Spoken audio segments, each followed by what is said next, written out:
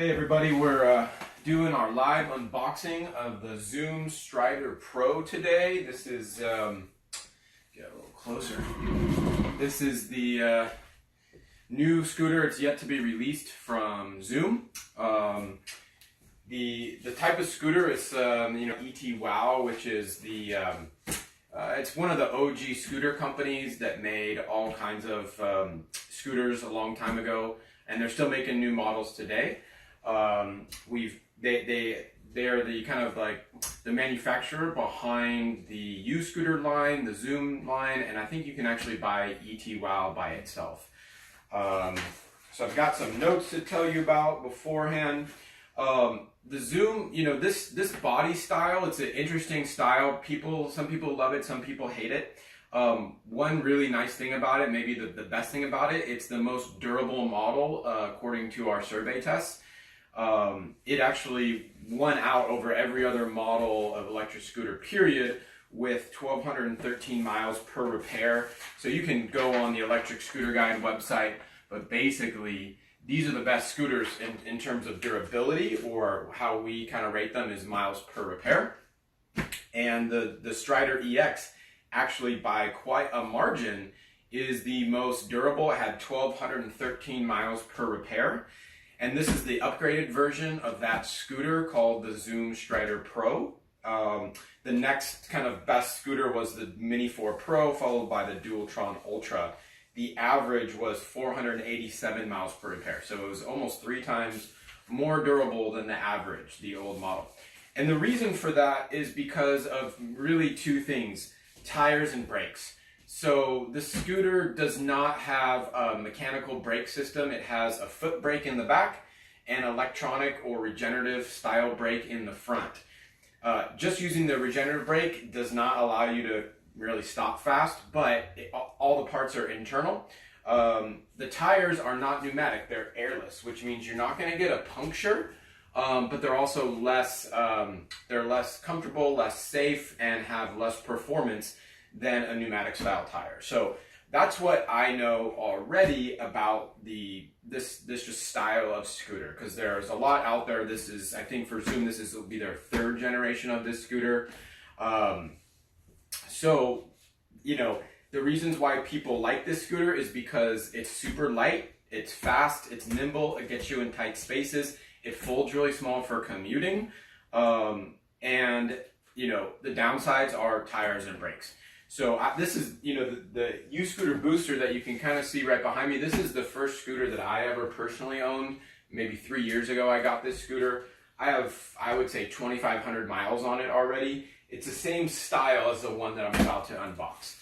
So, I can attest to the quality and the durability of this style. So, without further ado, let's see if we can open this bad boy up.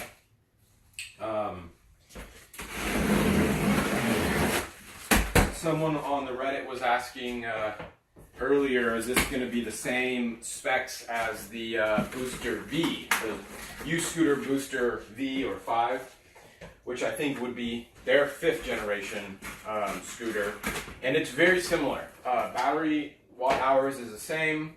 It looks like they've got a 750 watt motor. I'll go over the specs in a minute. So,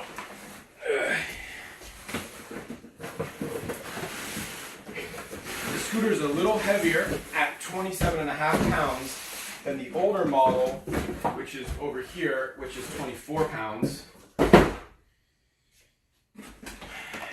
Okay, so here's the box. It looks like it's in good shape. You can kind of see here. You should wear safety equipment, it says. Yeah, of course you should wear safety equipment. We know that. Wear a helmet. All right. Yeah, it looks nice in here. I'm going to pop the box this way. Okay, so we've got, it's a red. I think everybody can see that. Take off this.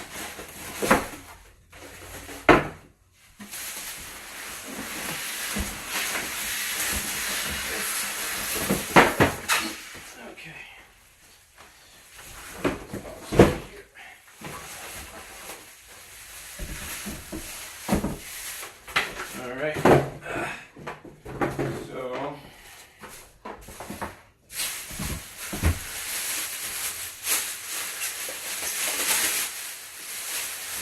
here we are. Got my kind of notes here. Okay.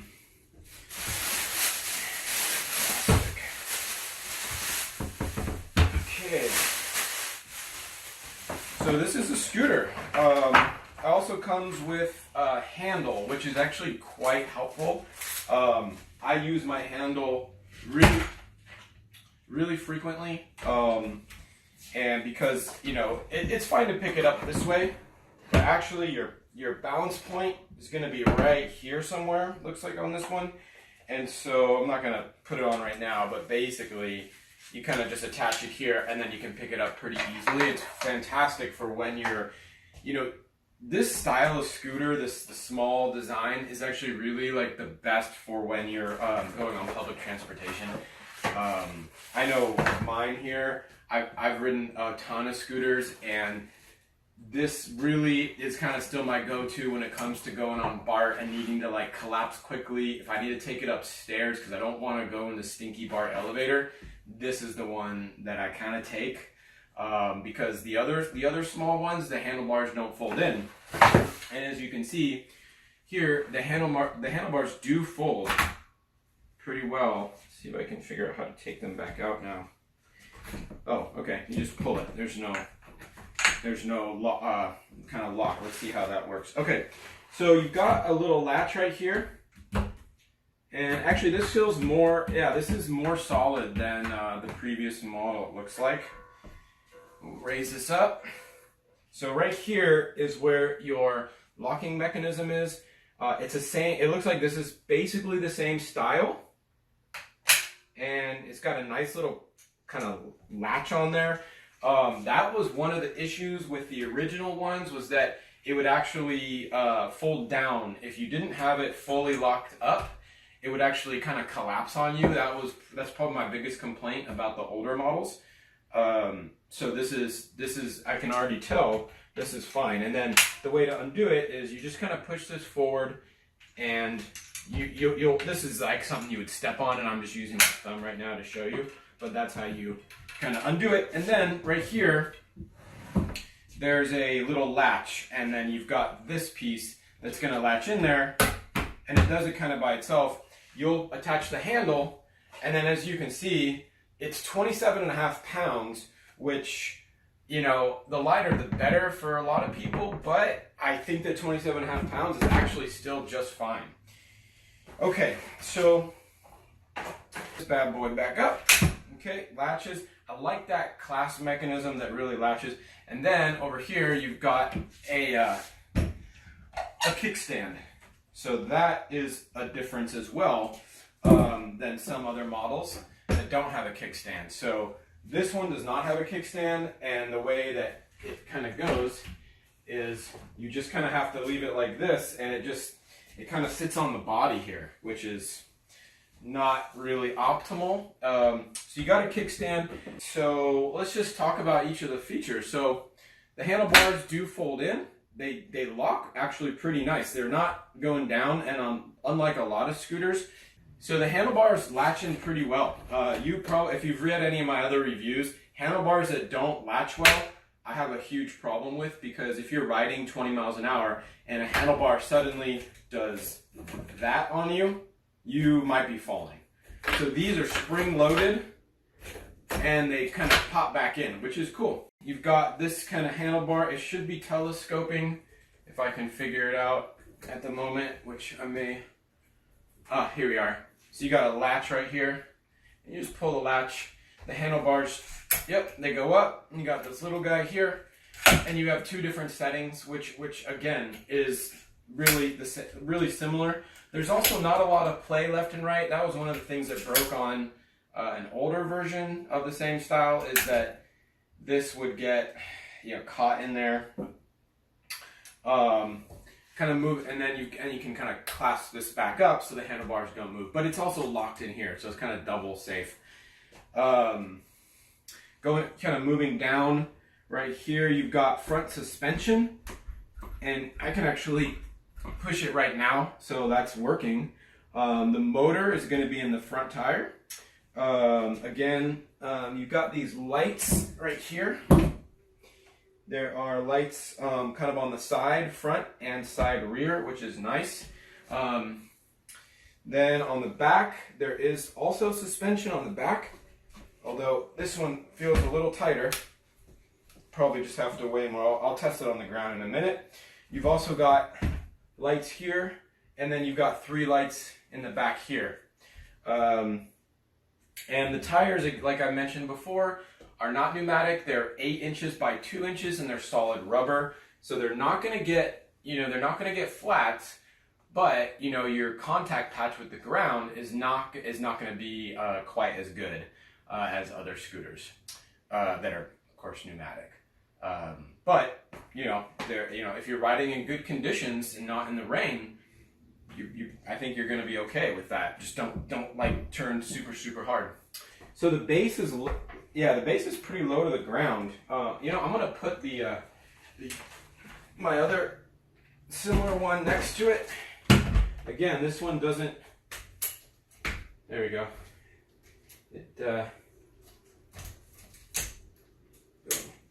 Okay, so it's the same height.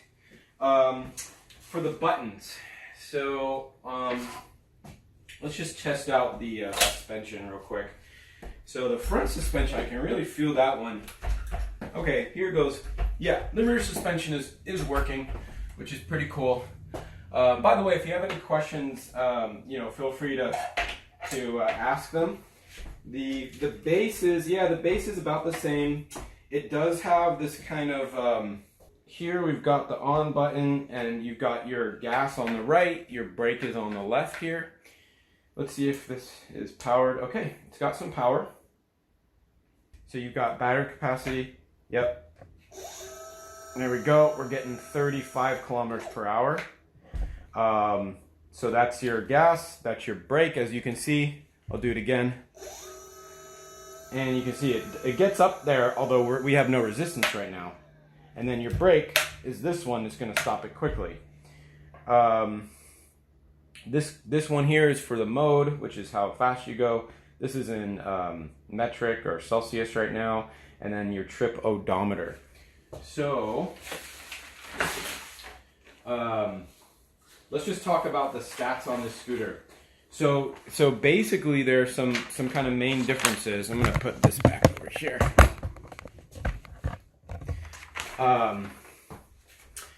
So the scooter is 27.5 pounds, which adds a little bit of weight from the previous model, which was 24 pounds. Same as a lot of the U-Scooter series scooters. So they add a little bit of weight. The battery size is actually the same. So it's actually a pretty good battery. It's 378 watt hours, which is actually pretty good for a scooter that weighs this light, actually. So that's pretty nice. Let's see, I think the biggest difference is that the motor is 750 watt hours. 750 watts. The previous model was 600 watts. The U-Scooter Booster 5 is 500 watts. The older U-Scooters were anywhere from, I think, 350 to 500. This one is 500. But here's the thing. We don't know if they're talking about nominal power or maximum power. So what we're going to do is we're going to get this thing tested, add it to our comparisons. We have performance data on our website for a bunch of scooters already, where we do hill climb tests, acceleration tests, braking tests, everything, just so that we can really understand what are the differences between these scooters. So we'll get that done, and we'll see, is it really a true 750 watts? Is it max? Is it nominal? And then also, how fast is it compared to like the Xiaomi, the Go Tracks, the Swagatrons, all of those kind of 250 to 500 watt scooters? We're gonna kind of like see if it's faster and if it accelerates better than that with the 750 that it says. The range, they're saying 22 to 25 mile range, which is a little bit faster or a little bit longer than the Stryder EX, which was 22 max range. By the way, we did a survey, of course, last year, or in January of this year, and we got, there's a lot of people that had the Zoom Stryder that responded to the survey. They got an average of 13.8 miles on their Zoom Stryder EXs. And that was with a 280 watt hour battery. This is 378, so it's, 100 watt hours more, or, about a third more. So, it may get closer to 17, 18. I'll do a range test, as well. Although the scooter's not available for sale, I think, until the end of this month. So I'll get all that stuff ready, before the end of the month. So just check the electric scooter guide, electric-scooter.guide for that. Let's see. So the 750 max, or, whatever it is, we don't know if it's max or nominal, compares to 600, which was the Zoom Stryder EX. So it's 150 more watts on the motor, but the battery is quite a bit larger. So you got kind of bigger battery and bigger motor on this, and they only added a couple pounds, which is actually pretty cool. Again, if you're just joining us, we're talking about the Zoom Stryder Pro, which is an unreleased model. We have a demo unit here. It'll be on sale probably end of this month, they said. For max speed, they upped the max speed. The old one was at 18.6. Again, probably it's the same battery as a lot of the used scooters, which were also about 18 and a half. They upped that from 18.6 to 22 miles per hour. Word of caution: be careful when you're going past even 15 miles an hour. Everybody should always wear a helmet when you're riding an electric scooter, just because of, we're in the first few generations of these things right now. But 22 miles an hour is very fast. I'm not sure we're going to see if we can really get it up to 22 miles per hour. I'll get those tests done, and we'll put them up on the Electric Scooter Guide website for you to compare. But yeah, we'll see. That's what they say. And you know what? It probably will be a bit faster than the 18.6 because it's got a bigger motor, more powerful motor, 150 more watts on the motor, which is not insignificant. So let's see how that does. Slopeability says 15 degrees. Maximum load is, there's nothing unchanged there. It's 240 pounds. So it's actually higher than average. A lot of scooters, even more expensive than this, will be coming at, around 100 kilograms or 220 pounds max. So that's not bad. Yeah, folded size and unfolded size. This is unchanged, but I just want to show you, it's a small scooter, and for a lot of people, that's really nice. It's not big, I'm 5'8" or so you can, I don't know if you can get a sense of how big this is, but it is the smallest scooter that I typically ride. I have this one. It's really the same exact size, but these scooters are in their, I think, 5th, 6th generation now, which is more than almost anybody out there, to be honest. And so and that's why I think it's the most durable scooter as well. What else we got? Yeah, we talked about the tires. There's no change in the tires. 8 by 2 inches. Again, they're rubber tires. They're going to be fine without slippery conditions, but if you're going up, even those little plastic things, if you ever need to cruise up onto the sidewalk on the corner, you got those little kind of rubber plastic things on the sidewalk sometimes to let blind people kind of know where things are. It'll even slip on that, even without being in the rain. So, we always recommend pneumatic tires if you have the option. Some people really like the not having the pneumatic tires can get flats. There's ways around it. You can check our website on how to prevent flats. We have 2 really simple ways of things you can do. But if you just don't want to deal with it at all, then the solid tires, they work. And, I've ridden mine for 2,500 miles. I've never actually, I've fallen, but not due to the tires. Yeah, nothing else has really changed on the specs there. So next thing I'm going to do is just show you how some of the functions work on the scooter. If this wasn't live, I would pause it and get this thing kind of more set up. So I'm going to turn it on over here. So yeah, okay, I think you can see that. So basically, you have lights.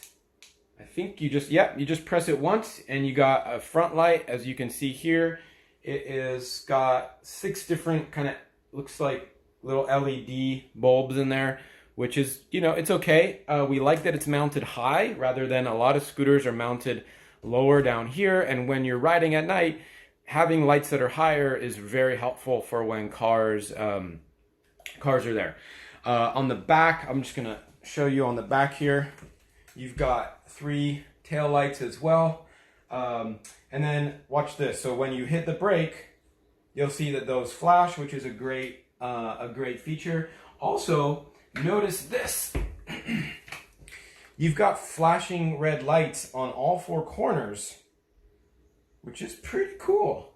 You know, you've got 4 corners of lights, which is really helpful. So right now I'm holding down the brakes, and that's how that works. I believe, when I read the instructions real quickly, but I believe that even when they're off, yeah, so even when the lights are off, you still get all 5 flashing red lights, which is very cool. This is something that all scooter companies should be adopting, because, you know, we ride at night sometimes, and when we ride at night, you need to be safe as well. You know, no matter what, just as a kind of word of caution, whenever you're riding, also get a red rear light for your helmet, okay? Put it in the back of your helmet. The way I do it is I wear a ski helmet, because I'm typically going faster than a bicycle, so I want to have a better helmet than a bicycle helmet, and ski snowboard helmets are rated just a little bit higher than that. You can go up a notch to like mountain bike helmet or even motocross helmet, but minimally, I'd recommend, I mean, for sure wear a bike helmet, but these ski helmets have this little clasp here, and I just throw a red LED in the back, right? So always, you know, when you're up high, just like the front light, you want a high rear light as well, excuse me, so cars can see you. Okay, back to the controls here. So we're gonna cycle through some of the functions. So you press this M button, and the M button will cycle you through. So you've got odometer, you've got, I think that's the total miles, 39.1. Somebody's ridden this scooter before I got it, apparently. And you got your trip, total, and I don't know what that is. Maybe that's just like the forever. Maybe they tested this in the factory before they gave it to me. I don't know. It does give you your temperature out there. So you do have cruise control. I don't recommend using cruise control. Cruise control is really dangerous on electric scooters because you forget that it's on, and then all of a sudden, like, you're trying to, you know, you're going around a corner and your scooter is like powering when you don't want to have power. It's not. Just use cruise control with caution. You've got 3 ride modes. So if you hold down the power button, it says you can change. Probably this is going to go 3. No, that didn't do it. Maybe I need to just tap the power button. There we go. Yeah, so 1 will get you up to 9 miles an hour. 2 will get you to 15 miles an hour, which is what I probably would recommend if you're just getting this scooter. Like, don't go crazy and go 22 miles an hour, okay? And then you've got mode 3, which is going to get you up to 22 miles an hour, although we'll see. It's uncapped. It says uncapped 22. It says around 22, which means maybe this thing goes more than 22. We're going to find out. Okay, so then you've got your P settings. So, you know, if you hold, I guess, this and this down. Let's see. 1, 2. No, I didn't do it. Left and M simultaneously. Okay, these two. You hold these two down, you're gonna get to your P settings. Okay, this is similar to like every other scooter. They all use the P settings now. And so yeah, you change it by pressing. Oh, it went out. So we're gonna do it again. P settings, boom. And then you hit power to go to a different one. So you've got P0 is miles per hour versus kilometers per hour. So I'm going to go ahead and just set that. So I'm going to set it to 1, which should be miles per hour. Okay. P1 is your start, you know, it's your soft start with acceleration versus no acceleration. You know, you're gonna say battery. You're gonna say battery if you put this into. I'm gonna do it again. So you're gonna go power P1. Oh, I was already in P1. So P1 right now it's set for just without soft start. Well, this might be backwards because I think it was starting without. So soft start is when you have to kick a little bit to kind of get it going, and then you can power it. You're gonna say battery that way with any scooter. You can change that setting with almost all scooters.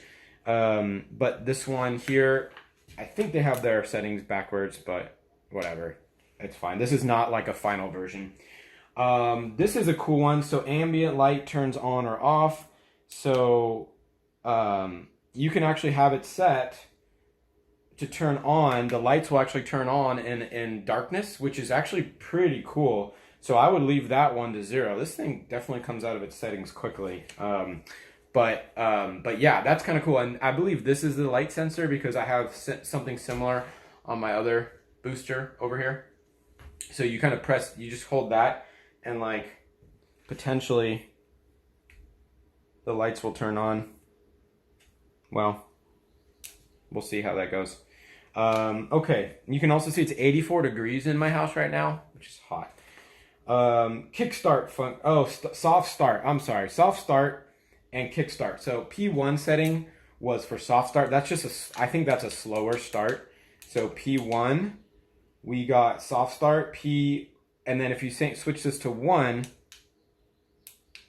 see, it's gonna actually not do a soft start, so it's gonna start up really fast. Again, I would go to save some battery, I would do soft start. P2 is your ambient light turned on. So let's see. I'm gonna see if this even P4. Okay, and then we've got P3 is kickstart function. So the kickstart function in P3 means you have to kick it to like actually have it start going, and we'll have that off for now because that's just what I'm used to. Again, you'll say battery if you kick it and then you hold down the throttle. That's going to be like your Xiaomi out of the box is going to operate that same way. It does save a lot of battery. Finally, the one I really wanted to show you was P5, but since we're going in order. So P4, this is your battery voltage. So 36 is going to give you like the most power. And then finally, you've got this like P5, which is your color lights, front and side color lights. So this is really interesting. I'm gonna just see how that, here, I don't know if you guys can see. Oh, it does change color. Okay, so it's the front lights here. I don't know if you can see that. Can you see that? Yeah, you can. So okay, I'm out of the setting, but look, right now it's green. We're gonna go back in the settings and we're gonna change it to whatever color this is. Blue, you got blue. You got yellow, I guess. You got purple. You got another purple. I'm probably colorblind. Oh no, that was just the most. So you go to 7. So red is number 1. You got red. Oh, I guess it's kind of like white. Yeah, some kind of green. Anyway, the back ones, so you can change the color. The back ones are still in red, which is smart because that's what it needs to be. And so, yeah, so you got some different color changes. I'm going to put the camera back up here. So you got some color changes and whatnot. I think this is a good scooter. You know, I'm gonna go ahead and ride it probably right now just because like I'm all excited because I've just been showing it and I haven't ridden it myself. And I don't want to make this video too long. We also just released performance data on the electric scooter subreddit today, which was pretty awesome. And so there's all kinds of stuff, but check out electric-scooter.guide. I know it's hard to remember, but it's for LinkedIn. It's in our bio. We actually use LinkedIn bio, but like many of the links will go to our website, which is electric-scooter.guide. Our main product there is a comparison chart of like 110 different electric scooters that are available, not available. You can switch that thing into metric, not metric. We have recommended scooters on there so you can kind of like move around. But really what's cool is that if you have certain specifications that you're looking for in an electric scooter. So if you want a scooter that's under 30 pounds, that goes at least 16 miles an hour, that I don't know, has even a certain watt hour of battery, like, you know, but maybe more like you're looking for a scooter that has suspension. You can actually input that data into the chart. It's kind of like an Excel spreadsheet, but a little easier.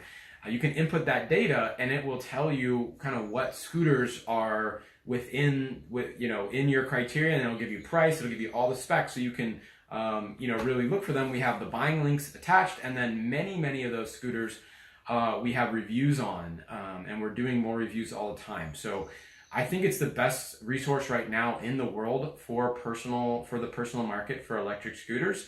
So go ahead and check that out if you haven't already. But today we're basically just doing an unboxing of the Zoom Stryder Pro. I think I covered all the features. I think that this looks like definite upgrade. Maybe I'll just show these right next. This is the booster. This is the U-Scooter booster. This is my first scooter I ever got. And I know it sounds bad, but it has no kickstand. I'm gonna show these up close, and so you can get a good comparison. I'm gonna move the camera now, so just hold on. There we go. So I just want to show you here. You've got U-Scooter booster and Zoom Stryder. Again, you'll see they're very similar. They're not the same. And you've got this nice grip here. This is way more solid. You can see the fender back here. The fender was one of those things. So the people that did have issues with the older ET WOW series scooters, it was actually the fender. The fender was the most common issue that people had. Again, they are fixing these things. You can see it when you push. You can't see that.